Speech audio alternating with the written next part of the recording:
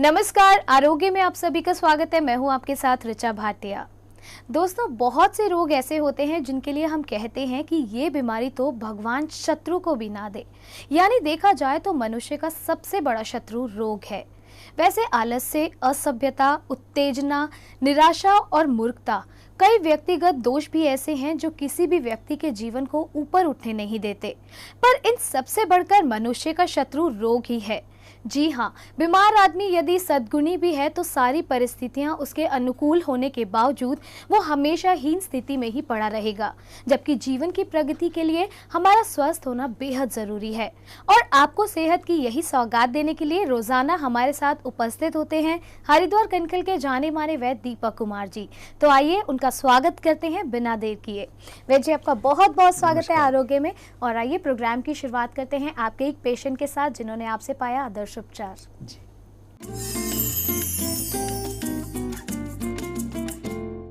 मेरा नाम हिमानी शर्मा है। मैं रोशनाबाद हरिद्वार से आई हूँ। मैं पिछले 1 साल से डॉक्टर दीपक वैद्य जी से ट्रीटमेंट ले रही हूँ, क्योंकि मुझे पिछले साल स्नोफिलिया का प्रॉब्लम हो गया था, प्लस हेपेटाइटिस बी था मुझे। स्नोफिलिया की वजह से मुझे सांस लेने में बहुत ज्यादा तकलीफ हो रही थी। मैं सांस नहीं ले पा रही थी। मेरा कंडीशन बहुत ही ज्यादा क्रिटिकल था। मैंने खूब दवाइयां ली, एलोपैथिक मेडिसिन का ट्रीटमेंट लिया, कभी किसी डॉक्टर को कभी किसी डॉक्टर को दिखाया। मुझे कोई प्रॉफिट नहीं हुआ उस चीज से, और मेरी कंडीशन क्रिटिकल पे क्रिटिकल होते चली गई। फिर मुझे मेरी छोटी सिस्टर ने सजेस्ट किया कि आप डॉक्टर दीपक वैद्य जी को दिखाओ। तो फिर मैं वैद्य जी के पास आई दिखाने के लिए। जिस समय मैं वैद्य जी को दिखाने आई थी, मेरा स्नोफिलिया का प्रॉब्लम 3 महीने में कवर अप हो गया। 3 महीने में मैं बिल्कुल परफेक्ट, सांस लेने लायक बिल्कुल परफेक्ट हो चुकी थी। और हेपेटाइटिस बी का जो मेरा कंडीशन था, जब मैं वैद्य जी के पास आई थी तब मेरा 8,670 पॉइंट था। अभी मेरा हेपेटाइटिस बी घट करके 3,330 पॉइंट रह गया है खाली। और सबसे अच्छी बात यह है कि डॉक्टर दीपक वैद्य जी जब मरीज को देखते हैं, उनका मरीज को देखने का तरीका बहुत अच्छा है। वो परफेक्ट तरीके से, प्रॉपरली तरीके से हर एक चीज को पॉइंट आउट करके, नोटिस करके प्रॉपरली मरीज को देखते हैं। और उनका स्वभाव बहुत अच्छा है। स्वभाव की वजह से ही मरीज 99% तो मरीज वहीं पे ठीक हो जाता है, जिस समय पे वो पूछते हैं कि आपकी तबीयत अभी कैसी है। हिमानी शर्मा जी, जिन्हें हेपेटाइटिस बी था और हरिद्वार से ही है ये, तो ये बीमारी इन तक कैसे पहुंची और क्या ट्रीटमेंट आपने इनको दिया? ऋचा जी, वैसे हेपेटाइटिस कई प्रकार का है। वायरस जनित है, hepatitis A, B, C, D और ई। इसके कई कारण हैं। जरूरी नहीं कि ये ट्रांसमिटेड आदमी द्वारा ही हो। गलत इंजेक्शंस, गलत दूषित पानी, इसके और बहुत से कारण हैं। मुख्यतः ये पानी के कारण देखा जा रहा है। हम लोग कितने ही ऊपर उठ जाएं, लेकिन हम ये देख रहे हैं कि पानी के प्रति आज भी हम बहुत ज़्यादा संवेदनशील नहीं है। और पानी हमारे शरीर के लिए मुख्य आवश्यक तत्व है। आदमी एक बार भूख के बिना रह सकता है, लेकिन पानी की कमी शरीर में हो जाए तो मृत्यु तक प्राप्त हो जाता है। और अक्सर लू लगने पर शरीर के अंदर पानी की कमी हो ही जाती है, तब भी बहुत दिक्कतें आती हैं।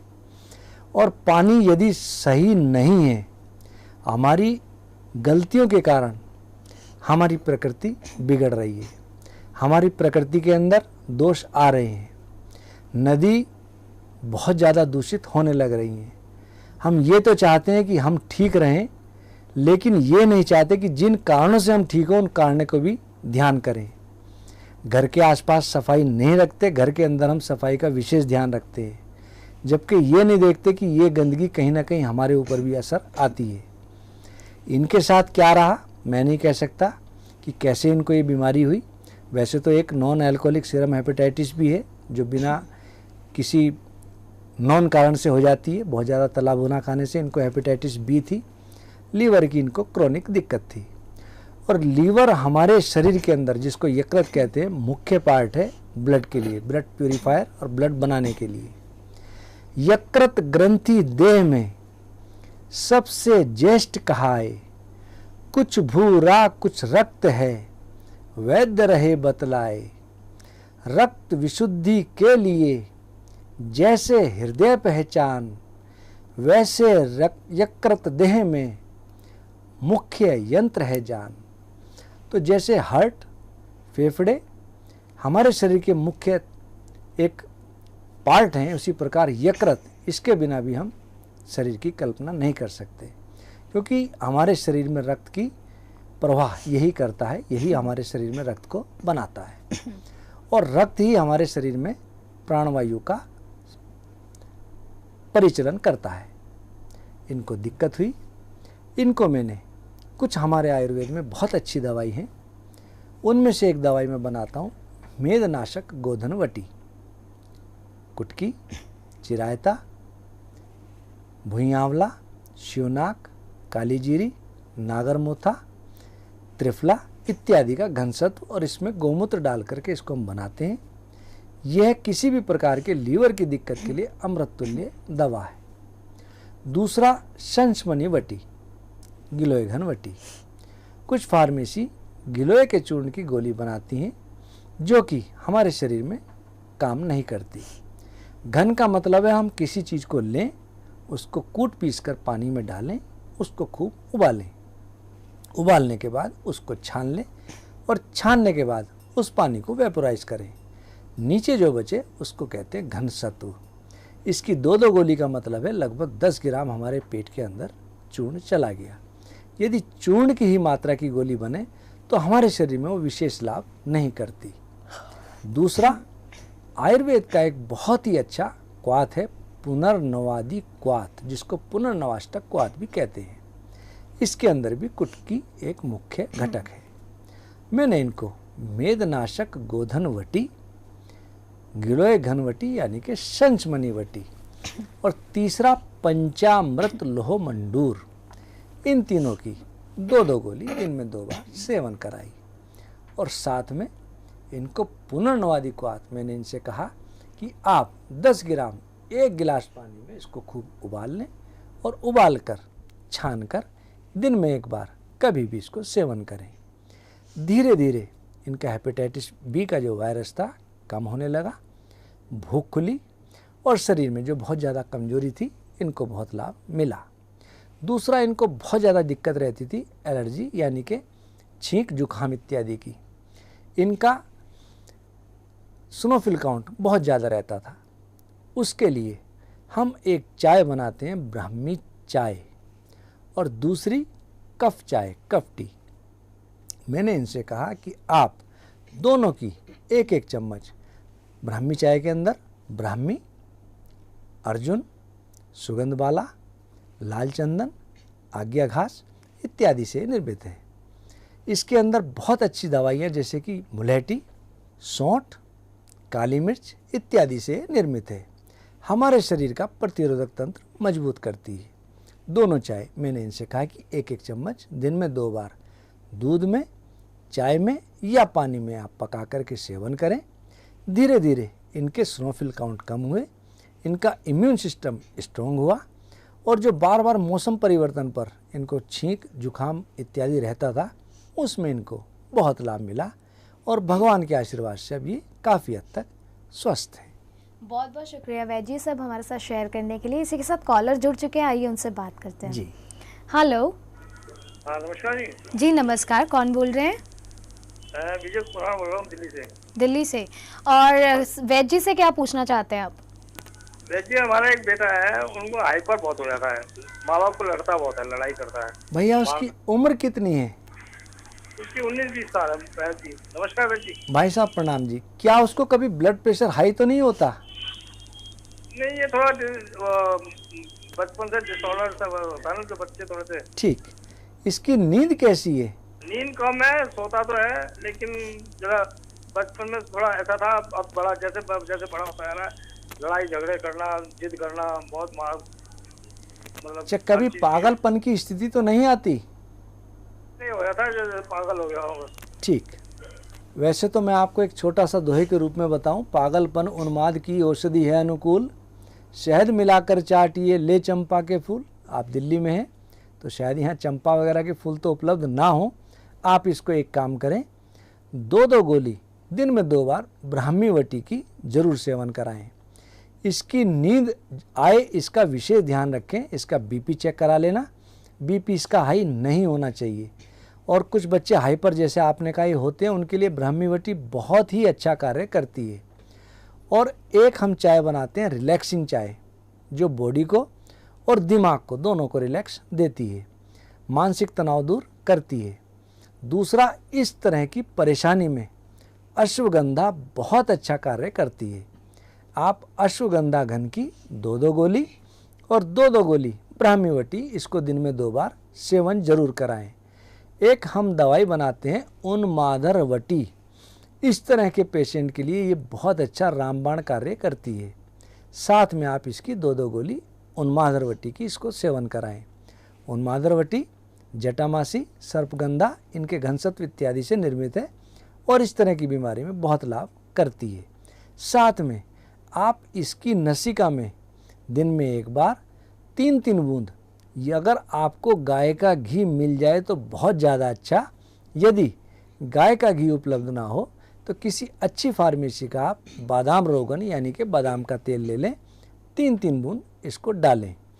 और रात को सोने से पहले जब ये सोता हो या सोने के लिए जाता हो, 1 बाल्टी में नॉर्मल पानी भर लें और 5 से 10 मिनट उसे कहें कि अपने पैर इसके अंदर रख ले। बाल्टी में पानी भरा हो, नॉर्मल वाटर, उसमें पैर रख के रखें और पोंछ करके नाखून पे सरसों का तेल लगा दें। इसको नींद आने लगेगी और ये जो हाइपर इसकी एक्टिविटीज़ हैं धीरे धीरे डाउन होने लगेंगी। मैं उम्मीद करता हूँ आपको इससे निश्चित लाभ मिलेगा। यदि आपको लगे कि आराम कम है तो आप मेरे से मिल सकते हैं। बहुत बहुत शुक्रिया। और मुझे पूरा यकीन है कि आपको आपके सवाल का जवाब मिल गया होगा और कहीं ना कहीं आप अपने बेटे को लेकर निश्चिंत हो गए होंगे। लेकिन अगर आप फिर भी वैद्य जी से बातचीत करना चाहते हैं तो हमारे नंबर्स आपकी स्क्रीन पर फ्लैश हो रहे हैं, इन नंबर्स पे आप कॉल कर सकते हैं।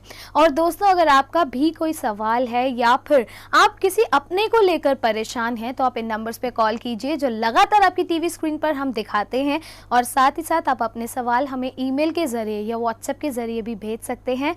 और साथ ही अगर आपने कोई भी एपिसोड मिस कर दिया है तो YouTube पर आप हमारे सभी एपिसोड्स देख सकते हैं। इसी के साथ एक और कॉलर हमारे साथ जुड़ चुके हैं, आइए उनसे बात करते हैं। हेलो। हेलो जी, कौन बोल रहे हैं? हाँ, मेरा नाम परविंदर कुमार है जी, बहुत बहुत स्वागत है आपका। कहाँ से बोल रहे हैं आप? मैं मेरठ से बोल रहा था। मेरठ से। क्या पूछना चाहते हैं वैद्य जी से? मैं वैद्य जी से पूछना चाहता हूँ कि मेरा लीवर फैटी लीवर है, अराउंड 20 ईयर हो गए हैं जी। और मेरा जो मैंने LFT भी करवाया है उसमें मेरा SGPT और SGOT हमेशा बढ़े रहते हैं और काफी मैंने एलोपैथी ट्रीटमेंट लिया है लेकिन कोई आराम नहीं है। इसका कारण क्या है? आप क्या बहुत ज़्यादा एंटीबायोटिक्स या पेन किलर खाते हो, या आप बहुत ज़्यादा शराब का कंजप्शन करते हो, या मिर्च मसाले खटाई तले पदार्थ बहुत ज़्यादा लेते हो, या खाना समय पे ना खाते हो? क्या कारण है? नहीं जी, न तो कोई ऐसा मतलब अल्कोहल लेता हूँ, किसी तरह का कोई बाहर का नहीं खाता, कभी भी नहीं खाता, ठीक, पर घर का ही खाता हूँ। और बचपन में घी तो खाया है लेकिन कभी भी किसी तरह का कोई नशा नहीं, कोई बीड़ी नहीं, कोई मतलब नहीं है। ठीक, बात तो सही है, लेकिन कहीं ना कहीं कोई कारण होना चाहिए। जब तक आप अपने इस कारण को ना देखेंगे तो आपको बहुत लाभ नहीं मिलेगा, क्योंकि एक कारण दूसरा निवारण। कई बार बहुत से लोग बहुत ज़्यादा भूख मारते हैं तब भी ये दिक्कत हो जाती है। आप अपना एक खाने पीने का समय नियत करें। खाने पीने के यदि भूख लग रही है तो नियत समय पर ही भोजन को लें। भोजन में आप दही, मट्ठा, लिक्विड जैसे कि आपका सूप हुआ, जूस हुआ, फल हुए, सब्जी हुए, इसकी मात्रा अत्यधिक लें। और रोटी को जितना चबा के खाएंगे उतना अच्छा। और घी, चिकनाई, तले पदार्थ बिल्कुल ना लें तो बहुत अच्छा रहेगा। आपने जब बताया कि आपके LFT बहुत ज़्यादा डिस्टर्ब हैं, उसके लिए आप मेदनाशक गोधनवटी और पंचामृत लोह मंडूर, इन दोनों की 2-2 गोली दिन में 2 बार सेवन करें। और पुनर्नवादिक्वात 10 ग्राम 1 गिलास पानी में खूब पका लें, पका करके छान लें। जब आपको अनुकूल लगे दिन में 1 बार इसको सेवन करें। और आप खाने में के साथ साथ कम से कम 4 से 5 किलोमीटर जरूर चलें। और कुछ वेग अधारणीय है, यदि आपको भूख लग रही है तो उस भूख पे आप थोड़ा खाएं, सुपाच्य भोजन लें। यदि आपको शौच जाने की इच्छा हो रही है, प्रेशर बन रहा है, तो आप उसको रोकना मत, जाना जरूर। पेशाब आने की इच्छा है तो आप पेशाब रोकना मत, जाना जरूर। कई बार हम वेग बहुत ज़्यादा धारणीय कर लेते हैं, तब भी ये दिक्कत बन जाती है। और सूर्योदय से पहले उठ करके यदि आप घूमेंगे तो आपको बहुत लाभ मिलेगा। बहुत बहुत शुक्रिया वैद्य जी। और इसी के साथ दोस्तों अभी वक्त तो चला एक छोटे से ब्रेक का, आप कहीं जाइएगा नहीं, हम जल्द लौटेंगे आरोग्य में।